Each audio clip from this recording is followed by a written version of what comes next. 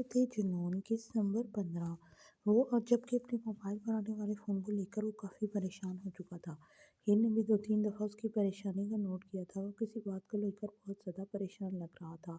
مسلسل اپنے فون پر آنے والی کال کو نظر انداز کرنا اس کا فون کاٹ دینا، لیکن اس دفعہ اس نے غصے میں فون اٹھا لیا اور وہاں سے باہر نکل گیا۔ ہیر نے اسے باہر جاتے ہوئے دیکھا، لیکن فی الحال اس کا دھیان اپنے بھائی اور بھابھی پر تھا۔ تیرا دماغ تو خراب نہیں ہو گیا؟ میں نے تمہیں بتایا تھا کہ ان لوگوں نے میرے ساتھ فراڈ کیا ہے، اور وہ بھی کوئی چھوٹا موٹا فراڈ نہیں، اور تو خود بھی اتنے غصے میں تھا اسے لے کر۔ آپ کیوں کر رہا ہے یہ سب کچھ؟ یار میں اس لیے کچھ بھی نہیں کر رہا، میں جو کچھ کر رہا ہوں اپنے لیے کر رہا ہوں، اپنے سکون کے لیے کر رہا ہوں، اور ان کے ساتھ میرا کوئی سکون نہیں ہے۔ اس بات کا اندازہ میں نے پچھلے 2 گھنٹوں میں لگا لیا ہے جو میں نے ان کے ساتھ گزارے ہیں۔ وہ عورت اتنی چلاک اور چال باز ہے کہ تم اندازہ نہیں لگا سکتا۔ وہ اتنی میٹھی چھری ہے کہ کسی کو کاٹ کھائے اور اسے پتہ بھی نہ چلے۔ میں اس عورت کو اپنی بیوی کے آس پاس بھی نہیں دیکھنا چاہتا۔ تو اس کے ساتھ جو بھی کرے مجھے پرواہ نہیں ہے۔ رحیم کو میں خود بھی معاف نہیں کرنے والا، اور اسے پاکستان بلا کر میں اپنی زندگی عذاب نہیں کرنا چاہتا۔ رحیم تیرا ملازم ہے تو اس کی جان یہاں عذاب کر دینا، آئی ڈونٹ کیئر، لیکن یہ لوگ پاکستان نہیں آنے چاہیے۔ سوچ سمجھ کر بول، تیرے سیالے کی زندگی یہاں عذاب ہو جائے گی۔ اگر میں نے اسے نوکری دے دی تو یہ مت سوچنا کہ میں اس کے ساتھ ویسا سلوک کروں گا جو مجھے تیرے سالے کے ساتھ کرنا چاہیے۔ شاید وہ اسے ڈرا رہا تھا۔ میری طرف سے بھاڑ میں جائیں یہ سالہ اور اس کی بیوی، میری زندگی میں ان لوگوں کی کوئی جگہ نہیں ہے، یہ بات تو یاد رکھ۔ وہ اسے کھلی چھوٹ دیتے ہوئے بولا تو حمدان نے اس کی پریشانی کو حل کرتے ہوئے فون بند کر دیا، جبکہ وہ ایئرپورٹ پر دکھی سین چلتے ہوئے دیکھ کر بیزار ہو گیا تھا۔ ہیر کی بھابھی اور اس کی ڈرامے بازیاں اپنے عروج پر تھی، جبکہ بھائی بھی آنکھوں میں نمی لیے اسے الوداع کہہ رہا تھا۔ اتنا تو شاید وہ اس کی رخصتی پر بھی افسردہ نہ ہوئے ہوں گے جتنا وہ اس وقت ہو رہے تھے۔ ٹھیک ہے، ہم پاکستان پہنچتے ہی آپ سے رابطہ کریں گے، ہیر آخری بار گلے لگتے ہوئے بولی تو اس بار ایام کے صبر کا پیمانہ چھلک اٹھا۔ وہ اس کا ہاتھ تھامتے ہوئے اندر کی طرف لے گیا، کیونکہ اب یہ سب کچھ مزید برداشت کرنا اس کے بس سے باہر تھا۔ یہاں کھڑا بھی اور مسلسل یہی دعا مانگ رہا تھا کہ روحی سوتی رہے، اس کی آنکھ نہ کھلے تو بہتر ہے، ورنہ ان کی جھوٹے ڈرامے بازیوں کا حصہ کہیں نہ کہیں ان کی بیٹی بھی بن جاتی، اور پھر وہ اس آدمی کو اپنی بیٹی کا ماموں تو ہرگز نہیں بنانا چاہتا تھا۔ وہ ایسے لوگوں کو بھی اپنی بیٹی کی زندگی کا حصہ کبھی بھی نہیں بننے دینا چاہتا تھا۔ اندر جانے تک ہیر بار بار پیچھے مڑ کر دیکھتی رہی جہاں اس کا بھائی اسے الوداع کہنا چاہتا تھا اور ایام اس جگہ سے نکل جانا چاہتا تھا۔ ایام سعودیہ سے پاکستان کی فلائٹ کتنے گھنٹوں کی ہے؟ جہاز میں بیٹھتے ہوئے اسے پوچھنے لگی۔ زندگی میں پہلی دفعہ جہاز میں بیٹھتے ہوئے اسے جتنا ڈر لگ رہا تھا وہ ایام کی موجودگی کی وجہ سے ختم ہو چکا تھا۔ اس نے بس اتنا ہی کہا تھا کہ اس پاک تر پر جاتے ہوئے ہر ڈر ختم ہو جاتا ہے، اور ہیر کے لیے اتنا ہی حوصلہ کافی تھا۔ اور اب وہ واپسی پر جہاز میں بیٹھتے ہوئے وہ کافی زیادہ گھبرائی ہوئی تھی، کیونکہ ایام نے یہاں بیٹھتے ہی اپنے منہ پر رومال رکھ دیا تھا، جیسے وہ سونے والا، اور اسے جگانے کے لیے وہ صرف سوال جواب ہی کر سکتی تھی۔ جب تک کہ جہاز پوری طرح سے اپنی اڑان نہ پکڑ لے تب تک اس کا ڈر کم ہونا مشکل تھا۔ کیوں پوچھ رہی ہو تم؟ وہ اپنے چہرے سے رومال اٹھا کر اس سے پوچھنے لگا۔ شکر ہے خدا کا کہ اس کی نظر اپنے شوہر پر پڑی تھی، ورنہ آج تو اسے صرف اپنے بھائی اور بھابھی ہی نظر آ رہے تھے۔ ایسے ہی پوچھ رہی ہوں، ہم گھر جاتے ہی پاپی کو فون کریں گے، میں نے ان کا نمبر بھی لے لیا ہے، انہوں نے کہا ہے کہ وہ مجھ سے ہر وقت رابطے میں رہیں گی۔ وہ آپ کو بھی شکریہ بولنا چاہتے تھے، مگر پتہ نہیں کیوں آپ کا موڈ خراب تھا۔ بھائی تو اتنا زیادہ خوش تھے کہ آپ ان کو جیل سے نکالنے کی وجہ بنے۔ بھائی بتا رہے تھے کہ آپ نے ان کے کفیل کے ساتھ کوئی ڈیل سائن کی ہے، جس کے بدلے اس نے بھائی کو جیل سے آزاد کروایا ہے۔ وہ اب بھی اپنے بھائی کی ذات کے ارد گرد گھوم رہی تھی۔ ایام نے ایک سرد سانس خارج کی اور اس کی طرف متوجہ ہونے لگا۔ ہاں، کیونکہ اس کا کفیل اسے آسانی سے چھوڑنے کے لیے تیار نہیں تھا۔ تمہارے بھائی نے اس کے ساتھ بہت بڑا فراڈ کیا تھا، اور اس فراڈ میں سے بہت زیادہ نقصان ہوا تھا، یہاں تک کہ جو گھر تمہارے بھائی کے نام ہوا تھا وہ اس کفیل کا تھا۔ تمہارے بھائی نے دھوکے سے لیا تھا۔ نہ جانے کیوں اسے اس کے لہجے میں ہیر کے بھائی کے لیے نفرت اور غصہ محسوس ہوا تھا۔ نہیں آیا، میرا بھائی ایسا نہیں ہے۔ مجھے لگتا ہے کہ اس کفیل نے میرے بھائی پر جھوٹا الزام لگایا ہے۔ میرے بھائی نے کبھی کسی کے ساتھ دھوکہ بازی نہیں کی، اور نہ ہی وہ فراڈ کر سکتے ہیں۔ ان کے کفیل نے کچھ کیا ہوگا۔ اس کو اپنے بھائی پر ضرورت سے زیادہ یقین تھا اور کفیل پر غصہ، جس کو اس کے بھائی نے ویلن بنا کر ایام کے سامنے پیش کیا تھا۔ جان، وہ آدمی اتنا امیر ہے نا کہ اسے چھوٹے موٹے جھوٹ بولنے کی ضرورت نہیں۔ تمہارے بھائی نے اس کے ساتھ فراڈ کیا تھا، اور تمہارا بھائی تمہیں یہ سب کچھ نہیں بتائے گا، لیکن میرا فرض بنتا ہے کہ تمہیں کسی طرح کی دھوکے بازی میں نہ رکھو۔ مجھے خود بہت افسوس ہوا ہے، کہ بلکہ میں تو خود اس کے سامنے شرمندہ ہو گیا تھا کہ میرے سالے نے ایسی گھٹیا اور گری ہوئی حرکت کی ہے۔ اس نے مجھے سارے ثبوت دکھائے تھے اور پھر اس نے مجھ سے جو مانگا وہ میں نے اسے دینے کی حامی بھر لی، اور میں تمہارے بھائی کو سعودیہ میں ایک اچھی نوکری اور رہائش دینے کی کوشش کر رہا ہوں تاکہ وہ میری زندگی میں آ کر ہمیں ڈسٹرب نہ کرے۔ وہ یہ آخری جملہ انتہائی کم آواز میں بولا تھا۔ ہیر جو اسے سن رہی تھی، اس کی مکمل بات سن کر اس کے چہرے پر مسکراہٹ آ گئی تھی۔ اس کا بھائی اس کا کچھ نہیں لگتا تھا، لیکن پھر بھی وہ اس کے بارے میں اتنا سوچ رہا تھا، اس کے لیے اتنی آسانیاں پیدا کر رہا تھا، اس کا فیوچر بہتر بنانے کی کوشش کر رہا تھا۔ یہ سوچ صرف ایام سکندر کی ہی ہو سکتی ہے، تانیہ سے کہتی تھی، اور کوئی ایام سکندر کو سمجھ نہیں سکتا۔ جو اسے سمجھ جاتا ہے وہ اسے فرشتے سے کم نہیں سمجھتا۔ اس نے مسکراتے ہوئے محبت باش نظروں سے دیکھتے ہوئے کہا تو ایام کے لبوں پر مسکراہٹ بکھر گئی۔ نہیں میری جان، میں کوئی فرشتہ نہیں ہوں۔ سچ کہوں تو میرے اندر بھی ایک شیطان ہے جو صرف اپنی بھلائی سوچتا ہے، کسی دوسرے سے اسے کوئی غرض نہیں ہوتی۔ ہم کوئی اور بات کریں؟ اس نے روحی کو آنکھیں ملتے دیکھ کر کہا، جو یقیناً خود کو جہاز میں محسوس کر کے حیران تھی۔ میں تو کوئی اور بات کر رہی تھی، آپ نے ہی اپنی باتیں شروع کر دی۔ میں تو کچھ کہہ رہی تھی کہ ہم پاکستان کب تک پہنچ جائیں گے تاکہ تم اپنے بھائی اور بھابھی سے بہت ساری باتیں کر سکو۔ ایام اس کی بات کاٹتے ہوئے بولا تو ہیر نے زور زور سے سر ہاں میں ہلا دیا۔ اس کے لیے نہ تمہیں 15 دن مزید انتظار کرنا پڑے گا، کیونکہ ہم اس وقت پاکستان نہیں مانچسٹر جا رہے ہیں اپنا ہانی مون منانے کے لیے۔ وہ بڑے ہی مزے سے روحی کو دیکھتے ہوئے بولا، جو کبھی اس کے سینے پر سر رکھ رہی تھی اور کبھی حیرت سے جہاز کو دیکھ رہی تھی۔ شاید وہ ابھی پوری طرح ہوش و حواس میں آئی نہیں تھی، وہ کچھ نہ کچھ تو ضرور ریئیکٹ کرتی اتنی بڑی بات پر۔ کیا مطلب؟ ہم اپنے ملک نہیں جا رہے، ہم کہیں اور جا رہے ہیں؟ وہ حیرانگی سے منہ کھولے اس سے پوچھ رہی تھی۔ جی میرا مطلب یہی ہے میری جان، ہم لوگ مانچسٹر جا رہے ہیں، نہ کہ پاکستان۔ اور اب تم اپنے بھائی سے 15 دن کے بعد ہی بات کرنا، سکون سے باتیں کرنا، اور اب تم اپنے شوہر پر دھیان دو تاکہ جلد سے جلد روحی کا اکیلا پن دور ہو سکے۔ کیوں روحی، پاپا جانی ٹھیک کہہ رہے ہیں نا؟ وہ اس کا گال چومتے ہوئے بولا تو روحی نے بنا کچھ سمجھتے سر ہاں میں ہلا دیا۔ آپ نے مجھے پہلے اس بارے میں کیوں نہیں بتایا؟ وہ اپنا لال ہوتے دیکھتے ہوئے گالوں کو چھوتی سر جھکا کر بولی تھی۔ کیوں بتاؤں؟ میری مرضی، میری بیوی، میں اپنی بیوی کو جہاں چاہے لے کر جا سکتا ہوں۔ وہ کندھے اچکا گیا، جبکہ ہیر اب بنا کچھ بولے اس کے کندھے پر اپنا سر رکھ چکی تھی۔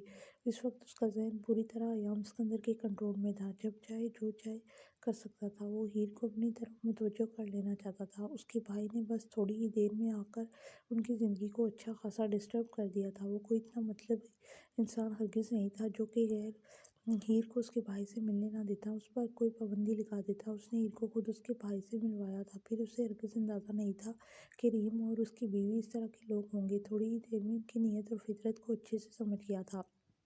ہیر کے لیے وہ اس کا بھائی تھا، جس کی باتوں میں جھلکتا لالچ کو وہ نہیں پہچان سکتی تھی، لیکن ایام دنیا دیکھ رکھی تھی، وہ ان لوگوں کو اپنی زندگی میں مداخلت کی اجازت نہیں دے سکتا تھا۔ دروازے پر کھڑے ہو کر اس نے روحی کے بارے میں ان کی نادر سوچ سنی تھی۔ کتنے آرام سے اس نے کہہ دیا تھا کہ سوتیلی اولاد کو سوتیلی ماں بن کر پالو، اور سچ میں یہ بات اس کے دل پر لگی تھی۔ وہ جانتا تھا ہیر ایسی نہیں ہے کہ ان باتوں میں آ جائے، لیکن اس کی چالاک بھابھی کی گھٹیا باتیں ہیر کی معصومیت پر اثر انداز ہو سکتی تھی، اور وہ ایسا نہیں ہونے دے سکتا تھا۔ اس لیے اس نے خود ہی ان کو اپنی فیملی سے دور رکھنے کا فیصلہ کیا تھا۔ کتنی لمبی فلائٹ ہے ایام، میں تو تھک گئی ہوں، ہم کب پہنچیں گے آپ کے مانچسٹر میں؟ وہ اس کے کندھے کے ساتھ سر لگائے کوئی 5ویں بار پوچھ رہی تھی۔ ڈارلنگ، ہم ایک عرب ملک سے ایک انگلش ملک میں جا رہے ہیں، تو تمہیں لگتا ہے کہ ہم جلدی پہنچ جائیں گے؟ اس نے الٹا اس سے سوال کیا تھا، اور ساتھ ساتھ کوشش کر رہا تھا روحی کو کچھ کھلانے کی، جو جہاز میں کچھ بھی کھانے پینے پر راضی نہیں تھی۔ بڑی مشکل سے اسے دودھ پلایا تھا، ورنہ آج اس کا دودھ پینے کا بھی کوئی ارادہ نہیں تھا۔ یہ نام سے ہی آپ کا انگلش ملک لگ رہا تھا، کیا وہاں جگہ جگہ آدھی کوری ننگی میمیں ہیں؟ میں نہیں جا رہی۔ وہ انگلش ملک سنتے ہی ناراضگی کا ظاہر کرنے لگی تھی۔ بے فکر ہو، میں کوئی گوریاں میمیں نہیں دیکھتا، میں تو بس اپنی میم دیکھوں گا۔ وہ اس کے گال کھینچتے ہوئے بولا تو روحی بھی کھلکھلائی، لیکن ہم وہاں جا کیوں رہے ہیں؟ مجھے نہیں اچھے لگتے ایسے ممالک۔ سعودی عرب میں جا کر مجھے اللہ کے گھر دیکھنے کی تمنا نہ ہوتی تو میں اس طرف بھی کبھی نہیں جاتی، وہاں بھی بہت بے حیائی ہو گئی ہے۔ اسے اچانک یاد آیا تھا، اسے سعودی عرب میں بھی اچھی خاصی بے حیائی دیکھنے کو ملی تھی، لیکن ان سب چیزوں پر اس نے کمپرومائز کر لیا تھا، کیونکہ اسے جو مقام وہاں دیکھنے ملے تھے وہ ہر چیز سے افضل تھے۔ تو ڈارلنگ، یہاں یہ سوچ کر کمپرومائز کر لینا کہ یہ تمہارے شوہر کی برتھ کنٹری ہے۔ وہ مسکرا کر بولا، ہے؟ اب یہ مانچسٹر آپ کی برتھ کنٹری کب سے ہو گئی؟ آپ تو انگلینڈ میں پیدا ہوئے تھے نا؟ وہ حیرانگی سے دیکھنے لگی۔ پیدا تو میں انگلینڈ میں ہی ہوا تھا، لیکن یقین گیا، آپ تو اپنی بات سے ہی مکر جاتے ہیں جان۔ اب تم یہ بات بولنا کہ تمہیں نہیں پتا کہ مانچسٹر بھی انگلینڈ کا ہی ایک شہر ہے۔ اس سے پہلے کہ وہ اس سے مزید کچھ اور کہتی، وہ اسے دیکھتے ہوئے بولا۔ اس کی زبان کو بریک لگ گئی۔ اچھا، مانچسٹر انگلینڈ میں ہے؟ نہیں، مجھے لگا کہ وہ کوئی اور ملک ہے۔ اس نے مسکرا کر اپنی شرمندگی کو کم کرنے کی کوشش کی۔ کوئی بات نہیں، ایسی غلط فہمیاں ہوتی رہتی ہیں۔ ہاں، میں انگلینڈ میں ہی پیدا ہوا تھا، لیکن انگلینڈ کے شہر مانچسٹر میں میرا بچپن وہیں پر گزرا ہے، بلکہ جوانی بھی وہیں پر گزری ہے۔ میری اسٹڈیز بھی یونیورسٹی آف مانچسٹر سے ہی کمپلیٹ ہوئی ہیں۔ وہاں تمہیں بہت کچھ دیکھنے کو ملے گا۔ سب سے خوبصورت نظارہ تو وہاں صبح ہوتی طلوع کا ہے، جو اسے پوری دنیا میں الگ بناتی ہے۔ وہاں کا موسم پل میں تولا پل میں ماشا ہے۔ یقین نہیں کر سکتی وہاں کا آسمان لمحوں میں بدلتا ہے۔ بہت خوبصورت ملک ہے، لیکن کیونکہ شاید اتنی خوبصورتی پر زیادہ دھیان نہ دے سکو، کیونکہ لمبی لمبی عمارتیں اور لمبی لمبی سڑکیں تمہیں پسند نہیں آتی۔ لیکن تمہیں پریشان ہونے کی ضرورت نہیں ہے۔ پہاڑ، جھرنے اور ہر وہ جگہ جو تمہارے لیے سکون قلب ہے، تمہیں دیکھنے کو ضرور ملے گی۔ اگلے 15 دن ہم یہاں گزاریں گے، اور اس کے ساتھ ایک اور حقیقت بھی ہے جس سے میں تمہیں روشناس کروانا چاہتا ہوں۔ آخری جملے میں وہ اپنی آواز دل کے اندر ہی دبا گیا تھا۔ نہ جانے کیوں اسے ڈر لگ رہا تھا، لیکن وہ ہیر سے کچھ بھی چھپا کر، اسے انجان رکھ کر اپنی سکون زندگی کا نہیں جی سکتا تھا۔ وقت آ گیا تھا اسے سب کچھ بتانے کا۔ ایئرپورٹ پر پہلے ہی گاڑی ان کا انتظار کر رہی تھی۔ جس ہوٹل میں ان کی رہائش تھی، اسی ہوٹل کی گاڑی انہیں لینے کے لیے آئی تھی، تاکہ انہیں کوئی مسئلہ نہ ہو۔ ایام کے لیے کچھ بھی نیا اور الگ نہیں تھا۔ ایام کے مطابق روحی بھی اس کے ساتھ 2 سالوں میں آدھی دنیا گھوم چکی تھی۔ یہ الگ بات تھی کہ اس بات سے روحی کو کوئی فرق نہیں پڑتا تھا۔ اس کے لیے سب کچھ ایک ہی جیسا تھا۔ وہ پاکستان میں بھی مزے سے اپنے ٹیب پر گیم کھیل سکتی تھی، اور پاکستان سے باہر بھی۔ ہاں، اسے جہاز میں سفر کرنا اچھا لگتا تھا، کیونکہ وہ کھڑکی سے نیچے دیکھتے ہوئے کافی انجوائے کرتی تھی، اور کچھ اسے پسند ہو نہ ہو، اپنی آنکھوں سے بادلوں کو اتنے قریب دیکھنا اسے بہت پسند تھا۔ وہ بادلوں پر بیٹھ کر اڑ سکتی تھی، لیکن جہاز کے کھڑکی اور دروازے بند تھے۔ ہیر کی تو یہ زندگی کی دوسری فلائٹ تھی، جس میں وہ پاکستان جانے کے بجائے مانچسٹر جا رہی تھی۔ تو کبھی باہر ملک میں جانے کے بارے میں سوچا ہی نہیں تھا، اور نہ ہی اس کی کوئی خواہش کی تھی، جبکہ ایام کو اپنی بزنس اور میٹنگ کے سلسلے میں کہیں نہ کہیں جانا پڑتا تھا۔ سیاست نہ تو اس کا شوق تھی، اور نہ ہی وہ سیاست میں دلچسپی رکھتا تھا۔ یہ صرف اس کی مجبوری تھی۔ اس علاقے کے لوگوں نے اس پر یقین کیا تھا، اور وہ ان لوگوں کا یقین توڑ نہیں سکتا تھا۔ اس وجہ سے اس نے ان لوگوں کی بات مان لی تھی، لیکن اس کا ہرگز مطلب نہیں تھا کہ وہ اپنے باپ دادا کے بزنس کو یوں چھوڑ دے گا۔ اس کے باپ دادا نے بہت محنت سے یہ بزنس کھڑا کیا تھا، اور وہ اپنی ذرا سی لاپرواہی میں کسی طرح کا بھی نقصان نہیں کر سکتا تھا۔ کبھی کبھی تو ہیر کو بھی پریشانی ہوتی تھی کہ وہ اتنے سارے کام ایک ساتھ کیسے کر لیتا تھا، لیکن شاید اب اسے عادت ہو چکی تھی۔ وہ سب کچھ سنبھال لیتا تھا۔ جہاں سیاست میں بھی اس نے ایک بہترین مقام حاصل کر لیا تھا، وہاں وہ بزنس کو بھی بلندیوں پر لے کر جا رہا تھا۔ ہیر نے کبھی بھی اسے اس کی فیملی کے بارے میں بات نہیں کی تھی۔ ایام نے بھی بس اسے اتنا ہی بتایا تھا کہ اس کے بابا نے اس سے موم سے شادی کر لی تھی، اور پھر وہ زیادہ پاکستان نہیں آئے، لیکن اپنے دادا جان کی خواہش پوری کرنے کے لیے وہ پاکستان رہنے لگا تھا۔ بس اس کے علاوہ اس نے کچھ نہیں بتایا تھا۔ لیکن ہیر سوچ رہی تھی کہ وہ ایام سے اس کی فیملی کے متعلق ضرور پوچھے گی، خاص کر روحی کے بارے میں سب کچھ جاننے کی کوشش کرے گی۔ روحی اس کی بیٹی تھی، تو اس کا حق بنتا تھا اسے سب کچھ پتہ ہو۔ وہ روحی کی ماں کے بارے میں اس کی پیدائش سے لے کر اب تک سب کچھ جاننے میں دلچسپی رکھتی تھی، لیکن اس نے نوٹ کیا کہ ایام اسے کچھ بھی نہیں بتانا چاہتا۔ ایام کمرے سے اسے کے لیے جا چکا تھا، جب ایک ورکر کمرے تک چھوڑ کر خود چلا گیا۔ وہ روحی کے ساتھ اندر آ گئی تھی۔ سفر نے اچھا خاصا تھکا دیا تھا۔ فلائٹ میں سو نہیں پائی تھی، جبکہ ایام اور روحی کافی دیر تک سوتے رہے تھے۔ اب اسے تھکاوٹ کی وجہ سے اچھی خاصی نیند آ رہی تھی۔ وہ ایام کا انتظار کر رہی تھی، روحی کو لے کر بیڈ پر لیٹ گئی تھی۔ روحی اپنے ٹائم پر گیم کھیل رہی تھی، جبکہ اسے نیند کے جھٹکے لگ رہے۔ پتہ نہیں ایام نے کب تک کمرے میں واپس آنا تھا۔ ماما دانی، آپ تو نینی آلی ہے۔ روحی، جو اپنے ٹیب پر لگی ہونے کے باوجود بھی اس سے کچھ نہ کچھ پوچھ رہی تھی، اس کی آنکھیں بند کرنے اور جھٹکا لینے پر اس کا ہاتھ ہلا کر بولی، تو اس نے فوراً نفی میں سر ہلایا۔ جب اچانک کمرے کا دروازہ کھلا، وہ کمرے میں داخل ہوا تو وہ بالکل فریش تھا۔ یقیناً وہ بہت اچھے طریقے سے نیند پوری کر چکا تھا، اور روحی کا بھی حال کچھ ایسا ہی تھا۔ وہ بڑے ایام وہ بڑے مزے سے ایام کو اس کی نیند سے جھٹکے کھانے کی اسٹوری بتا رہی تھی۔ وہ اسے چھوٹی بچی سمجھتی تھی، مگر اس میں کوئی شک نہیں تھا کہ روحی سب کی دادی اماں تھی، اور اس وقت وہ اپنی اسٹوری میں اسے کارٹون والا بھالو بنا رہی تھی جو کسی فلم میں ایسے ہی جھٹکے کھا کر سوتا ہے۔ وہ دونوں باپ بیٹی اس کا خوب مذاق اڑا رہے تھے، جبکہ ان دونوں کے شور شرابے کے بیچ میں نیند اس پر پوری طرح غالب ہو چکی تھی۔ اور پھر جیسے ایام کو ترس آ گیا ہو، وہ روحی کو گھمانے کے بہانے باہر لے جانے لگا اور جاتے ہوئے اسے کہنے لگا، اپنی نیند پوری کر لو، پھر مت کہنا میں نے تمہیں رات کو سونے نہیں دیا۔ جہاں وہ اس کے احسان پر شکر گزار تھی، وہیں اس کی گال دہکنے لگے تھے اس کی بے باک بات پر، جبکہ اس کی بے باک نظریں خود پر محسوس کرتے ہوئے چہرے پر کمفرٹر اوڑھ کر لیٹ گئی تھی۔ پھر نیند کب مہربان ہوئی اسے خود بھی پتہ نہیں چلا تھا۔ ایام اور روحی دونوں کہاں گئے تھے اور کب تک واپس آنے والے تھے، اسے کوئی ہوش نہیں تھا۔ اسے اس وقت صرف اپنی نیند پوری کرنی تھی، جو کہ وہ اب کر رہی تھی۔ ایام اور روحی نے کب واپس آنا تھا اسے اندازہ نہیں تھا، لیکن اسے یقین تھا کہ جب تک ہیر کی نیند پوری نہیں ہو جاتی تب تک وہ روحی کو واپس نہیں لائے گا۔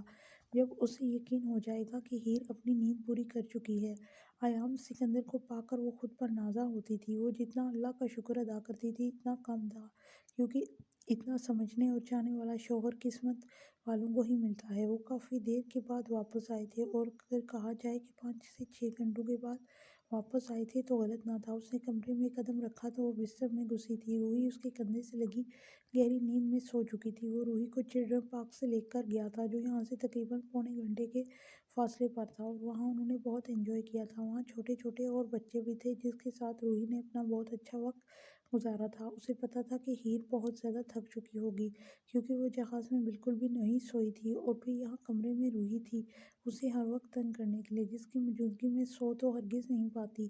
اس نے نوٹ کیا تھا کہ وہ ذرا سے شور شرابے میں اپنی نیند پوری نہیں کر سکتی تھی، اس لیے اسے پرسکون نیند دینے کے لیے وہ روحی کو اپنے ساتھ باہر لے آیا تھا، جہاں چلڈرن پارک میں روحی نے بہت انجوائے کیا تھا، اور اب وہ کھیل کھیل کر تھک ہار کر سو گئی تھی۔ اس نے اپنے روم میں روحی کے لیے ایک سنگل بیڈ لگوایا تھا، کیونکہ روحی کو آج کل الگ بیڈ پر سونے کا عجیب قسم کا جنون سوار تھا۔ وہ روحی کو اس کے بیڈ پر لیٹاتا، نرمی سے اس کے ماتھے کو چومتا، اس کے اوپر کمبل ڈال چکا تھا۔ فلائٹ لینے کے بعد وہ خود بھی کافی تھک چکا تھا۔ روحی نے اسے نچا کر مزید تھکا دیا تھا، لیکن اس کی تھکاوٹ نیند سے ہرگز نہیں اتر سکتی تھی۔ اس کی تھکاوٹ تو صرف اس کی بیوی ہی اتار سکتی تھی۔ وہ اپنی شرٹ کے بٹن کھولتے ہوئے اس کے قریب آیا اور پھر دلکشی سے مسکراتے ہوئے اس کے لبوں کو اپنے لبوں میں قید کر لیا۔ وہ جو پتہ نہیں کون سے میٹھے خوابوں کے زیر اثر تھی، اس پر جھکاؤ محسوس کر کے ہڑبڑا سی گئی۔ ایام وہ سوئی جاتی کیفیت میں اسے دیکھتی اس کا نام پکار پائی تھی، جبکہ وہ ہاتھ بڑھا کر لائٹ آف کرتا اسے اپنے قریب تر کر کے اس کی نیند پکانے کا سبب بنا تھا۔ پھر اپنے چہرے پر جا بجا اس کے لبوں کا لمس محسوس کرتی وہ ذرا سا کسمسائی تھی، لیکن ایام نے اس کے لبوں پر جھکتے ہوئے اسے ہر طرح کی مزاحمت سے روک دیا تھا۔ روحی کی ماما جانی کو اتنی زیادہ نیند کیوں آتی ہے؟ اس کے لبوں پر اپنے لب رکھے وہ ہلکی سی بڑبڑاہٹ کے ساتھ بولا تو ہیر کے چہرے پر مسکراہٹ آ گئی، کیونکہ روحی کے بابا جانی کو نیند نہیں آتی، بلکہ وہ تو دوسروں کی نیند خراب کرنے آ جاتے ہیں۔ وہ منہ بنا کر بولی، میں تمہاری نیند بالکل بھی خراب نہیں کر رہا تھا، تم نے 6 گھنٹوں کی بھرپور نیند لی ہے، لیکن اس کے باوجود بھی تم نے مجھ پر ہی الزام لگا دیا ہے، تو پھر میں تمہاری نیند کو ٹھیک طرح سے خراب کر کے بتاتا ہوں۔